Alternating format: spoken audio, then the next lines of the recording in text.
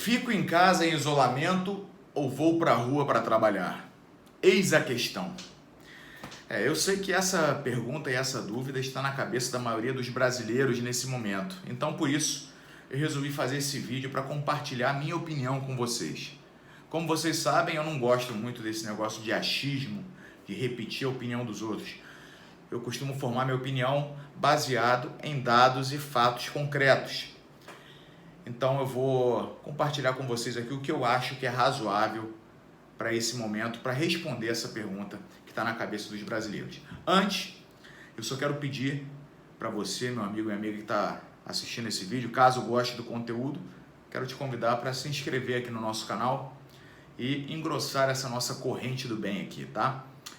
Também quero dizer que ontem foi publicado em um jornal italiano um artigo muito interessante a respeito de uma substância que promete conferir um alto grau de proteção contra o coronavírus, tá?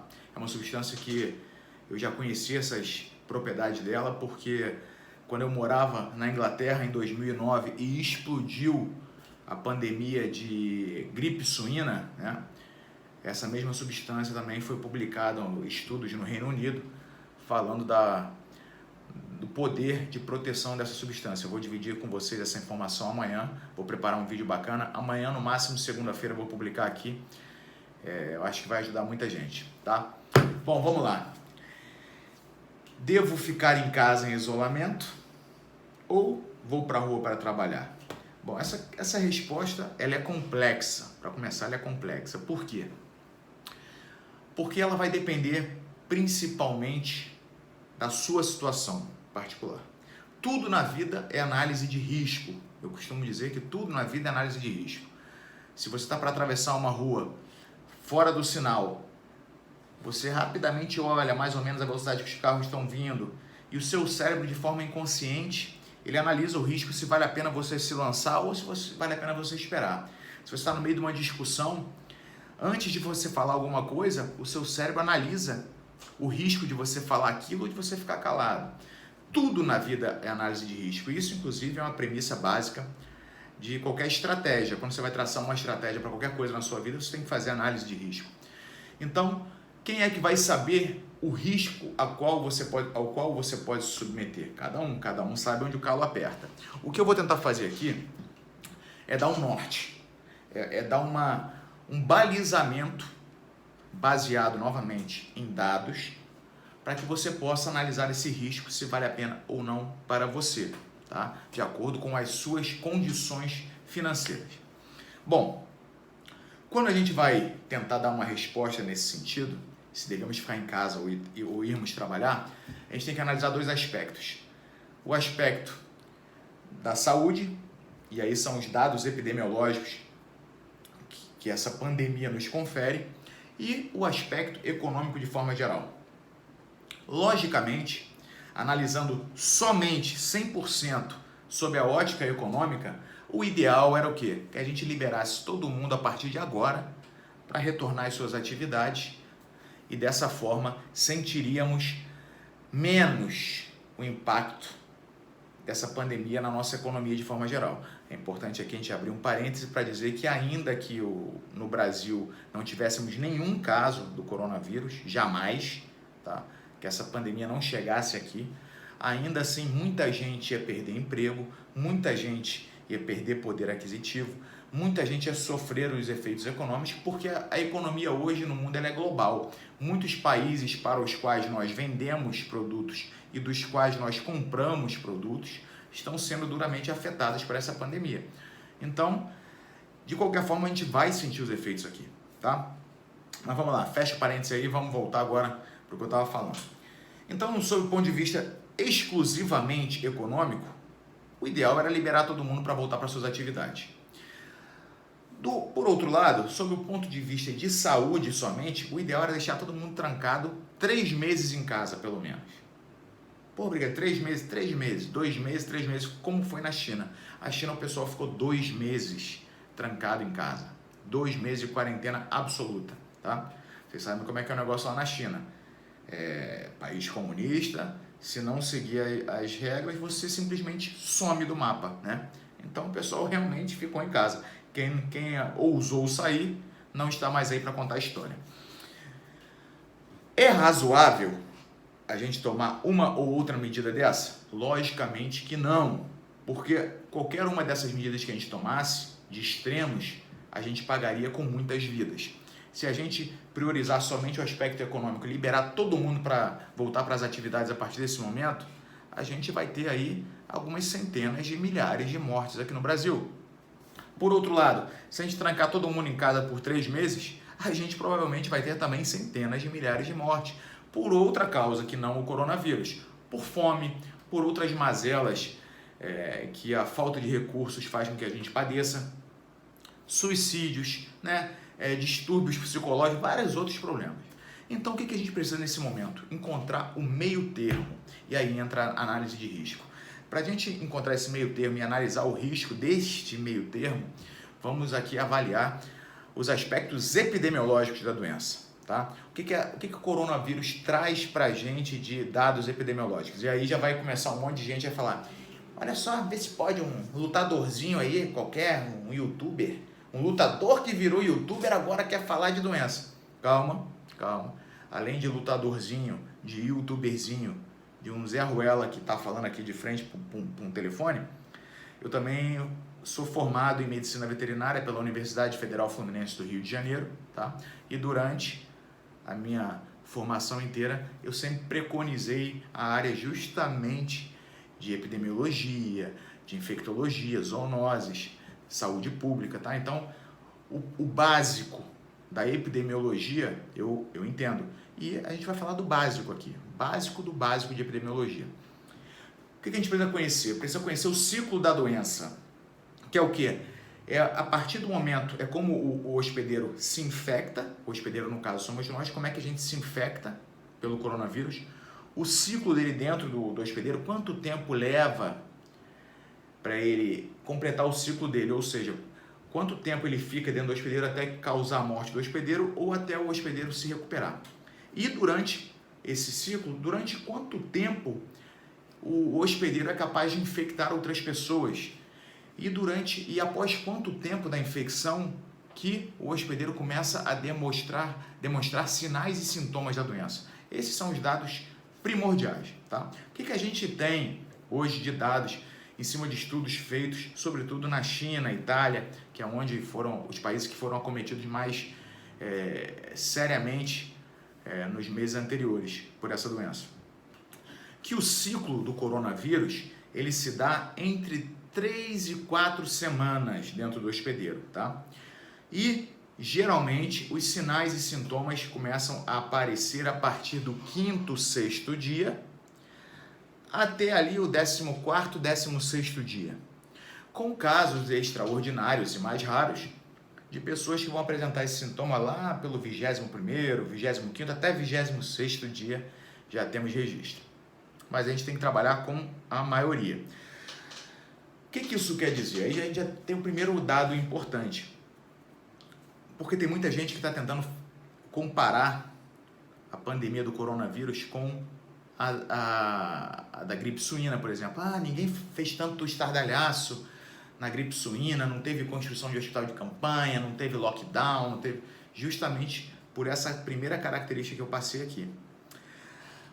A gripe suína, a gripe aviária, são causadas pelo influenza, que é um vírus bem diferente do coronavírus, que é o que causa essa Covid-19, que é essa doença que a gente está enfrentando agora. O influenza, hoje eu tenho contato, eu me contamino hoje com o vírus de influenza, dentro de 1, 2 dias eu já estou com coriza, já estou com aquele calafrios, já estou suando frio, já estou com febre, já estou apresentando sinais e sintomas. O coronavírus, tem gente que fica 20 dias sem apresentar sinais e sintomas. Tem gente que sequer apresenta sinais e sintomas. Ou seja, o tempo que a pessoa transmite o vírus para o próximo sem saber que está infectado é muito superior a esse tempo tratando-se da gripe, tratando-se do influenza. Esse é o primeiro dado que torna o controle do coronavírus muito mais difícil que o controle do influenza. Outro dado que é importante é a severidade do quadro, a velocidade que o coronavírus leva a uma insuficiência respiratória aguda. Porque ele causa uma explosão inflamatória na região do pulmão, que para a chegada de mais células de defesa, acaba gerando ali um acúmulo de líquido muito grande no pulmão, insuficiência respiratória, a pessoa morre. E isso se dá muito rápido. Isso é outro dado importante que a gente tem que avaliar. Então vamos lá, em cima desses dados, né, que a gente já sabe que o cara ele pode ficar transmitindo o vírus durante 2, 3 semanas sem saber sequer se tem um vírus. O que seria razoável? O razoável, o mínimo razoável, na verdade, seria que nós ficássemos isolados, cada um dentro da sua casa, durante pelo menos um ciclo da doença. O ideal seriam 2 ciclos, mas pelo menos um ciclo da doença, ou seja, no mínimo de 3 semanas. Por quê, brigadeiro? Porque, vamos lá, cada um na sua casa durante 3 semanas, aqueles que não têm o vírus, não pegariam o vírus de outra pessoa, beleza. Aqueles que têm o vírus e não sequer demonstrariam sinais e sintomas, não vão infectar outras pessoas, vão se curar e depois desse período de 3 semanas retornarem às suas atividades, não vão infectar mais ninguém. Aqueles que estão com o vírus e vão demonstrar sintomas mais para frente, vão demonstrar dentro dessas 3 semanas. A maioria esmagadora, 99% dos casos que demonstrariam sintomas, vão demonstrar dentro dessas 3 semanas. Então você consegue identificar o cara, caso haja necessidade de tratamento, você consegue tratar o cara, você consegue isolar ele mais seguramente se houver necessidade.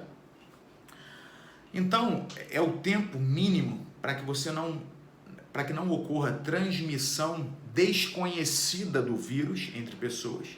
E aqueles que vão demonstrar sintomas, é tempo mínimo necessário para que eles demonstrem os sintomas e possam ser tratados. Agora, olha por outro lado, tá?